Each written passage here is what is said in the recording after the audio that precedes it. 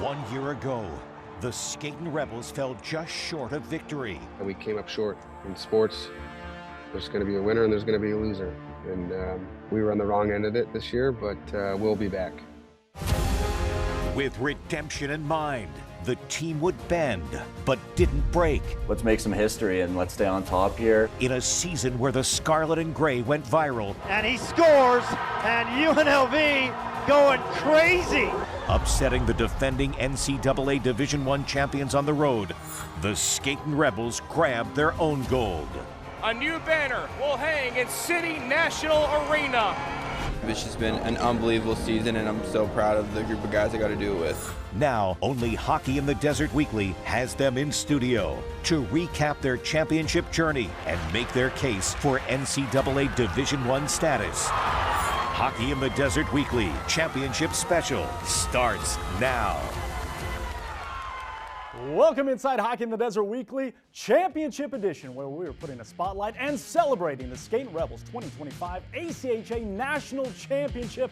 I'm your host, Vince Sapienza. We have a lot to get to, so let's fire home a snapshot of what is in store over the next 30 minutes. The Murdoch Cup is in the building, as well as a myriad of other trophies and hardware from the Scarlet and Gray. We've got a large contingent of UNLV hockey in studio. We are going to relive that championship game in St. Louis, and we'll detail how this now helps the transition to NCAA Division I status. And joining me now here at the desk is none other than the leader of this program, head coach Coach Vignieri-Greener. Coach, great to see you. Congratulations. It was 5 months ago. You were standing right here, and you did not mince words, not once, saying the goal, above all, a national championship. Fast forward, here we are. Have you had time to soak it in and realize what this means? Yeah, it's been, like I said, it's a wild 4 days. I couldn't be more proud of this group. The dedication, sacrifice they went through, they earned it, and they deserve it. It's great for the city. It's great for hockey, great for UNLV, and so happy to send the seniors off the right way. Now, during the postseason run, you told me there was a mantra that you were given to the room: bend, don't break. And I don't think there's a team in the history of college hockey that may have embodied that more than the 2025 Skatin Rebels. Down 2-0 in the quarterfinals and semifinals on this championship run. You battled back, you get the wins. How did you do it? I think the leadership core and the upperclassmen kind of led by example. There was times where we were dominating the pace of play. Things just weren't going our way, but we stuck to the game plan. We didn't go rogue. The guys all bought in, and we were able to score late to tie it up in that quarterfinal game. We got 2 freshmen on the ice to win it in overtime, and then to carry the momentum again into the Liberty game, where we definitely outpossessed the puck, tons of shots, grade A scoring chances. Just things weren't going our way. I think Form's getting hit in the head, getting that little stop, kind of helped reset. They were still all bought in. Again, we bent, but we didn't break. They bought in. We said, hey, once we get one, the floodgates will open. 9:22 mark, we get on the board, and the next thing you know, we're heading to the national championship game. And speaking of that national championship, we're going to get to the Skatin Rebels netminder Jeremy Foreman here in just a minute. But a rematch from the previous year, unfinished business was the title, and for our purposes, it was fantastic theater. Before I get your comments on that championship game, I want you to look through the eyes of how everyone here at Vegas watched that game. So without further ado, let's go to Centene Community Ice Center. And we start about midway through the period with the freshman defenseman, Devin Negra. Whips and wires this one from the blue line, his second of the tourney. It's 1-0 Skatin Rebels under 3 to go. UNLV on the power play, and it's the Las Vegas local Heath Mensch lighting the lamp. It's 2-0. Jump to the second, where it's Mensch making more memory, slides it through the slot, hammers it home. His third goal of nationals. UNLV keeping their foot on the gas. Justin Statopoulos, a wicked snapshot tickling the twine. Tristan ran on the penalty shot, would not be denied. Look at the celly, and then just a couple shifts later, Tristan feeling randy, doubling his total off the rush. Preston Brodziak, who led the tournament with 7 points, fills up the empty net from deep. Foreman, 36 saves in total, 7-3 your final score. All that was left, your final call. A new banner will hang in City National Arena. For the first time, the University of Nevada, Las Vegas Rebels are your ACHA National Champions. All right, Coach, I don't know how many times you watched those highlights back, how many times you heard that. What are you feeling? Yeah, I watched the game a couple times now. It's definitely surreal. There's so many emotions going through my mind during that entire game. Obviously, we didn't get off to our best start, but we got one early, and then we all settled in. And then scoring that second goal was huge going in that second period.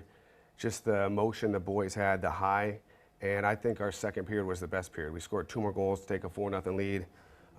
You know, they score they score 1 on a bad bounce. We're good. They didn't panic. You know, they bent, but they didn't break. And then going in the third, I just told them, hey, listen, you guys stick together for 60 more minutes. You guys will be national champions. And, you know, they made it 4-2. Then Forms makes a huge save. You know, we go down, we get that penalty shot, it's 5-2. Then everybody kind of just settles back in. And then reality starts to set, and the clock's just ticking and ticking. And we went up, you know, Coach Nick and myself went up to each other and like, holy, this is going to happen. 7-minute mark, 5-minute mark, I look at CR, this is going to happen. And, yeah, with the minute left, getting all the seniors on the ice, something that is truly special to our program. I've got goosebumps just talking about it. We have plenty more to come here. Despite all the ice, we're just getting warmed up on the Skatin Rebels Championship Edition of Hockey in the Desert Weekly. When we return, we are sitting down with a couple MVPs. The captain, Mattias Dal Monte, and the aforementioned force field, that is Jeremy Foreman. Keep it here.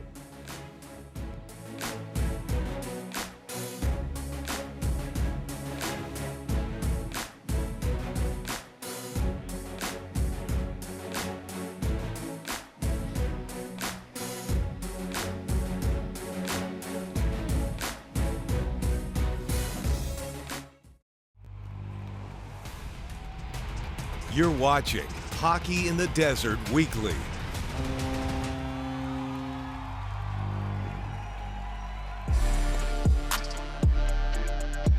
Shields feeds it low. Feemster a shot. Great stop by Foreman. Kalendijk shot glove by Foreman. Ratzlaff coming in. Great save Foreman. Here comes Turin to the goal. And stopped by Foreman. A new banner will hang in City National Arena. And everyone surrounding victorious goaltender Jeremy Foreman, who makes 36 saves. Number 44, Mattias Dal Monte. Number 31, Jeremy Foreman. Welcome back inside Hockey in the Desert Weekly. I'm Vince Sapienza. 20 years after their inaugural season, the UNLV hockey team can now and forever call themselves national champions. And joining me now, 2 big pieces to that puzzle, and we are starting with the captain of the team, Mattias Dal Monte, as well as the starting netminder for your Skatin Rebels, the tournament MVP, Jeremy Foreman. Boys, welcome back to the studio for the first time as national champs. How are we feeling? We're feeling good. Thanks for having us, Vince. Yeah, no, it feels great. Thanks for having us out. Seeing those videos, seeing those highlights, what does that do to you? Never gets old. I've watched those clips a lot so far, and still gives me chills watching them again. Yeah, it's been a busy week, so I haven't been able to watch too much of it, but it was good seeing those back again. Mattias, let's start with you. Wearing the C, you sat here and said national championship. That is the goal. That is the bottom line. What does it mean now to be a national champion, wear the C, and lead this program? Yeah, it's so special to me. This group that we did it with this year was so close, and the love we had for each other. It was so emotional counting down those, I think 10 minutes left after we scored the penalty shot. It was, we're going to do this thing. And, giving all those guys hugs up and down the bench. And this whole week with them has just been so special. And, we have a saying within the program, leave it better than you found it. And I think I accomplished that in my time here. Absolutely. And Jeremy, at the epicenter of all those hugs was you in the middle of that pile along the boards. Let's talk about your tournament a little bit. 4 games. Your save percentage, the saves went up every single game. It seemed like when the lights got brighter, and the games got bigger, your game got better. What was that? How did that happen? Yeah, I think actually it was kind of weird. I think I got less nervous the farther we went along. I think after the season we had, you didn't want to go out on that first game. But I think after we won that, I just seeing how the guys were playing, like they were playing so well in front of me that I knew we were playing well. And once we got to that final game, I was pretty confident we were winning going into that game. Now, obviously, you get the Murdoch Cup, you get the medals, you got the MVP of the tournament, you also got another little souvenir that's going to stay with you a little bit. What happened? It took place in the semifinals. Talk to me about that night and how you battled through it. How difficult was it? Yes, we went down 2-0 on kind of an unfortunate bounce, and then they got a 2-on-1. took one off the forehead, and then I immediately felt blood rushing down my face, yelled at the refs, so they stopped the game. They patched me up quick, went back in, and I kind of knew when I went back in, I was like, all right, this would be kind of cool if we turn this around. And we scored one, we scored another, and then I think Heater scored the game winner in regulation, and yeah, that was a crazy game. It all happened very fast, but and then I knew obviously after that late comeback, there was no way we were losing that last game. And no chance you were missing it. No, I wasn't missing it either. Yeah. You know, the Golden Knights had a saying during their Stanley Cup run in 2023, it hurts to win, and I think that's a nice symbol of just that. Head coach Bruce Cassidy met with you guys before you left for the tournament. He said, what I said to the boys is going to stay in the locker room, so I don't want to get you in trouble with Butch. But whatever he said, how did that sit with you all, and how did you take that into the tournament? I mean, he's a bit of a fortune teller, because what he said was exactly how our tournament played out. He let us know that we're going to run into adversity at times, and what's going to matter is how we can keep our cool through that and how we can kind of be able to bounce back. And like you mentioned earlier, you know, 2-0 deficits in quarters and semis, fought our way back from both. And then, you know, he had his press clip before the finals where he said, yeah, proud of those guys, you know, talk to them. And, you know, maybe they already hit their adversity. Maybe they already overcame it. And I think we all watched that clip, that video before the finals, and it kind of sparked some new confidence. It was like, boys, we might have already hit the kind of hard part. And we came out, scored 2 in the first, and yeah, Bruce knew it. The Golden Knights have been supporters of the Skatin Rebels for a long time since their arrival, and the celebration continued at T-Mobile Arena this past weekend. Check this out. 20 minutes to go in this one. The boys are with me. National champs, the captain of your UNLV Skatin Rebels, Mattias Dal Monte. Captain, let's go, champ. Let's bring it home.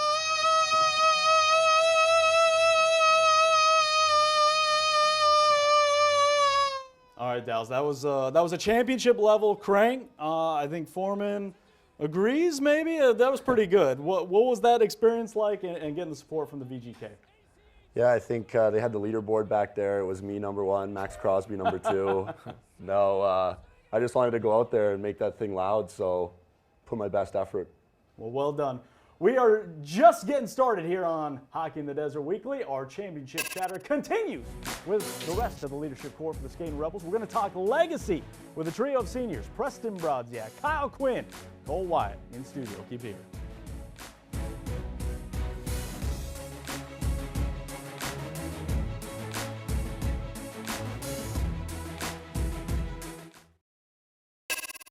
The UNLV Skatin Rebels have fought and clawed their way up the ladder in the ACHA. UNLV off and running. Brodziak in on goal. Backhander, he scores! Locked down by Brodziak. Long toss, empty net. It is in! Rebels are your ACHA national champions. Number 25, Preston Brodziak. Number 33, Kyle Quinn. Number 37, Cole Wyatt. All hail the Skatin Rebels. They are indeed at the top of the ACHA mountain, and they took a little time to come down said mountain and join me here at the coffee table. Joining Preston Brodziak, Kyle Quinn, and Cole Wyatt, the assistant captains for the Skatin Rebels. Boys, welcome, congratulations. What's it like to be back in this studio as national champs? It's awesome to be back here.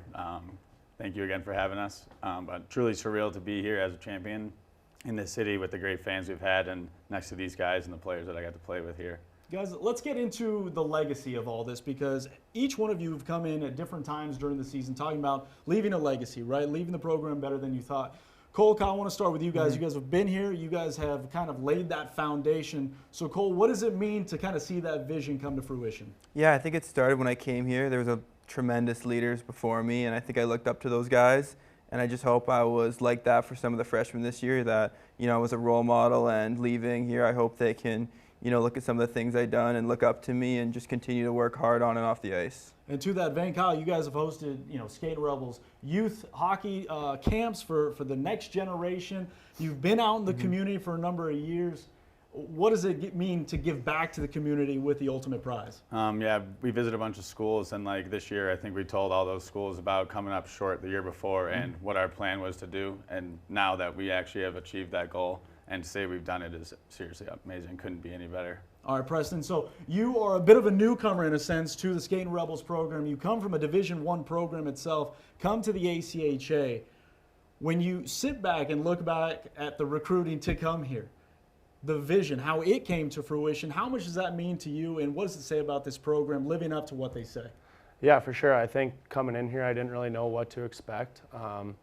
But as soon as I came here, everyone kind of welcomed me with open arms, and I knew coming into this year, same thing as Cole kind of, I just wanted to be a leader for, you know, those younger guys, because we all had those older guys to look up to when we were freshmen. So yeah, it was just this organization's first class, and you know, we set goals at the beginning of the year, and I think that we definitely accomplished a lot of them, and it was an unbelievable year to finish off my hockey career. So when we talk about this ultimate ride that was the tournament, right? You know, I know what's said in the locker room stays in the locker room, but your head coach, Anthony Vignieri-Greener, gave us a little snippet of his message to you guys before that final. So let's take a listen and then we'll react.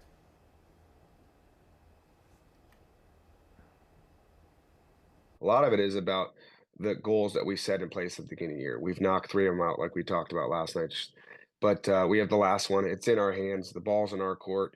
What do you want this group's legacy to be? You know, we want to go out on top. We want to send Dells, Broads, Foreman out on top. So we're going to do whatever it takes as a group. It's not going to be pretty. We have to be dogs for 60 minutes tomorrow night, be tough to play against. They got to beat us in layers. All right, so there was, and you know, I don't want to call him Nostradamus, but it sounded like everything he said there. It's going to be hard. You got to be dogs. You got to fight for 60 minutes. It felt like that's what it took in the final. How did that relate on the bench, and what was the chatter like during the game? Yeah, I think we knew going into the tournament that it was going to be hard and a tough tournament, and I think that the quarterfinals and the semifinals were huge for us to face the adversity early, because we knew we didn't want to do that to our parents again in the stands. We stressed them out a little bit those couple games, so I think that adversity was huge for us, and yeah, I mean, Coach Greener and then Bruce also relaying those messages to us. It was crazy how it all came true, and yeah, the final game was not so much easier, but we were getting bounces our way, and yeah, it was unbelievable. Okay, so we saw a snippet, a small little piece of the pie in terms of the celebration on the ice, but since you arrived in Las Vegas from St. Louis, you guys have been whipping it up pretty good since you've been back, and we found some evidence of that. I believe, if my eyes do not deceive me, Kyle Quinn in the bucket hat at Encore, a little Slurpee, enjoying the fruits of the labor. Walk me through what this celebration has been like the last few days. Yeah, it's definitely been awesome to celebrate, and I can't pick a better place to do it than Las Vegas, to be honest. So it's been crazy these last few days, but back to the real world, I think, today. Cole, you guys, everybody's good, right? I mean, you guys are the leadership core. You got to make sure everybody's in check. Everyone's good. Still. Yeah, absolutely. Okay, well, good. We're going to take one more break here on Hockey in the Desert Weekly. When we return, head coach Greener joins me once again, and we're going to talk about the biggest question now surrounding the program. When is the date with Division I status? That conversation next.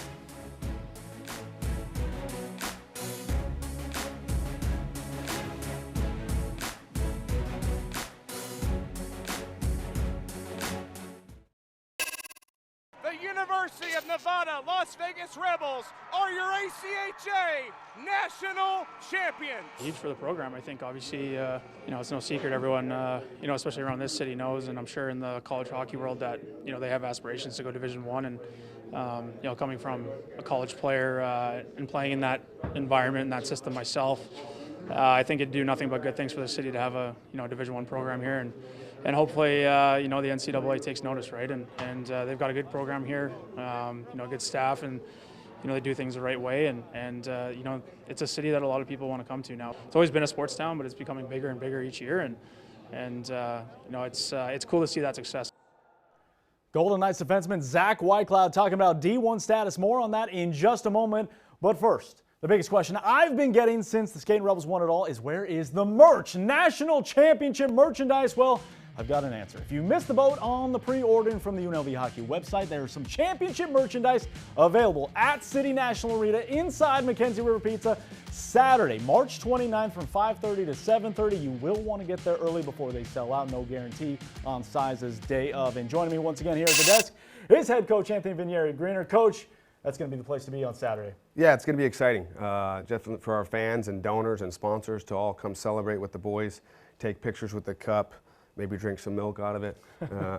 Yeah, order that merch, or if not, you want to show up, there'll be some merch there. It'll be an exciting event, and just to get to see all the people that celebrated this and their dedication and sacrifice to come to the rink every Friday and Saturday night, we want to give back and celebrate with them. All right, well, that leads us now to the finale. The biggest question. Division I, NCAA. You've already beaten the reigning defending NCAA champs this past season, a historic season. What does it take now to get to that Division I status? Yeah, I think that we put UNLV hockey on the map. We've done a really good job with this group. It's a special group. Now it comes down to getting a feasibility study done. Once we get the feasibility study done, it will show if we could be a revenue-generating sport here for University of Nevada, Las Vegas. So if we get that done, we got a lot of people in our corner pushing for it. So I think it's just a matter of time. Once we get that signed, the money will come once they see it will be a revenue-generating sport.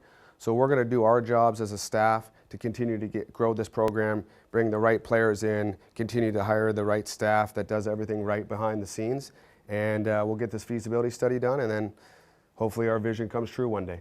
And you see the support night in and night out, sellouts at City National Arena, every home game at City National Arena. Coach, on behalf of everyone here at Hockey in the Desert Weekly, Fox 5, we are so proud of you, happy for you guys. A vision achieved, a dream realized. Congratulations. The 2025 ACHA National Champions Skatin Rebels in the house. Thanks so much for joining us here on Hockey in the Desert Weekly 2026. Time for a repeat, Greener. Let's do it. Here we go. Starts now.